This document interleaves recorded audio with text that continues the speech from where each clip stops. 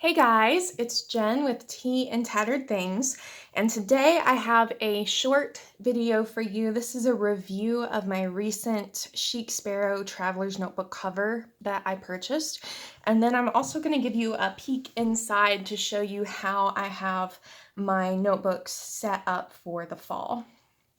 So this notebook cover, this is their Passport Plus size. It has elastics for 6 inserts. Right now I only have 4 inserts in it, but the old cover that I had, it wasn't protecting the edges. It was like my inserts were too fat and they were kind of sticking out and the elastic was wearing on them. So I went ahead and got the plus size, and you can see that it's very roomy. I have lots of room to grow. My inserts are very well protected. Now this is their classic model, meaning that it doesn't have pockets on the inside, but I did have them add the top stitching. I just really personally like the look of that. I think it makes it look more finished, more polished. And then I had the riveted pen loop added as well. And if you look, they have monogrammed rivets and they're adorable. Now the pen loop, I will say, it has a little bit of give to it, but not much. It's a little snug. So this pen that I have in it is a Picasso medium nib fountain pen, and it has a slender barrel. It fits in pretty well. I will say, for comparison, this is one of the Pilot Metropolitan fountain pens, and you get about here, and that's as far as you're going. So if you write with a really fat pen, I would recommend you actually don't get the pen loop because it's not going to fit. And this leather, this is from their Mr. Darcy leather collection. The color is called Buttered Rum, and they have different profiles. Chic Sparrow has different leather profile videos on their website, so I recommend you watching those to see, what you want. I really liked this leather. It had the thickness that I was wanting. You can see it's a pretty thick leather there, and the smoothness. I'm not a big fan of pebbled leather, so I really like the smoothness of this. And let's be honest, it's called Mr. Darcy. We all know why I bought it. I will say about this leather, it has a very sensitive surface, and they're very clear about that on their website. It picks up marks really easily, and I thought that I would be fine with that. And then I got my Sparrow home and unwrapped it, and I'd put my first scratch on it before I even had my notebooks in. And I was really upset for a little bit, but then I just realized how much character that gives your journal. Like, your journal is a record of where you've been, but the journal itself is also kind of a record. You see the marks, you see the reminders. So I love it now, but I will say, if you want your leather to stay like really smooth and pristine looking, then you probably don't like this one, but I love it. And I added this charm that is a little tree charm. It has a quote on the back from Thoreau that says, "Bathe in all the tides of nature, in all her streams and oceans at all seasons." And I liked that quote, and I liked that the pen and the charm matched. So that was why I put that there. Okay, so now I'm going to give you a peek inside so you can see how I have my Sparrow set up for the fall.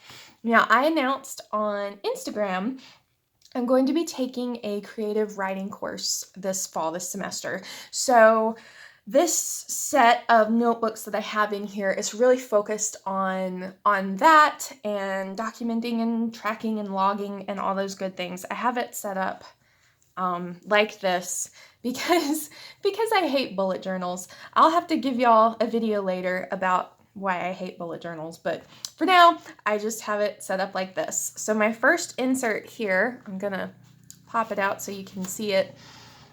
This is what I call my daily drama insert, and I just sit down every day and just write whatever is going on, something I've done, something I wanted to do, how I'm feeling.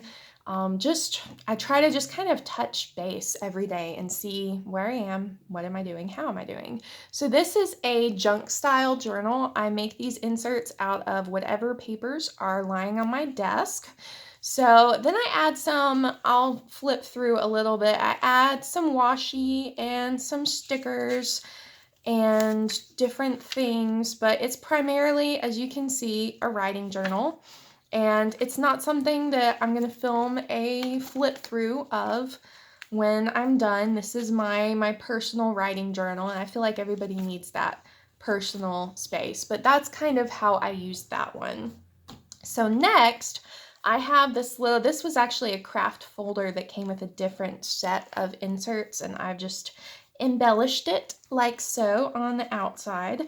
Now this is my actual just writing log. I have a totally different notebook where I keep my research and notes and stuff like this, but this one, it's just plain date, word count, summary, date, word count, summary. So everything that I'm writing, I'm tracking in here.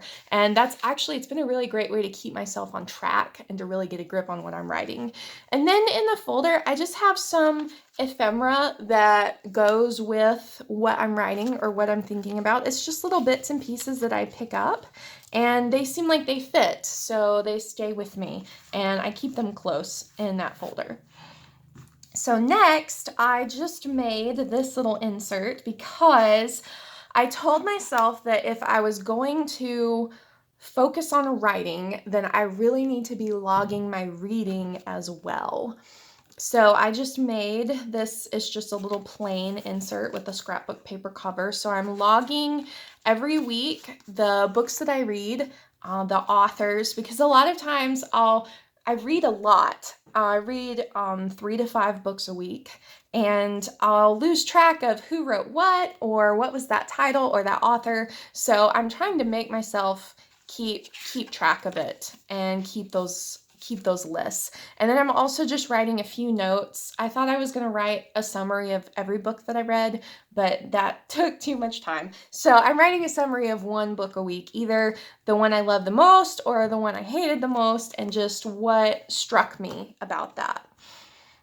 So this last notebook is my creative inspiration notebook, and it's kind of my go-to when I get stuck. If I'm having trouble thinking about something or I don't know what I want to happen next, I take some time off and I just play. And so in here I have poetry, I have different collages, I have quotes that are encouraging me or stuff I just liked the look of and wanted to document. So it just kind of helps me get some headspace again. Just taking a break and doing something completely different really helps me. And it's funny because I notice elements of my writing start popping up in this book. So it's just kind of a fun like companion to the writing project. So that is how I have this set up. That's how I'm going to be using it. Thank you guys for watching with me and following along with me in this journey.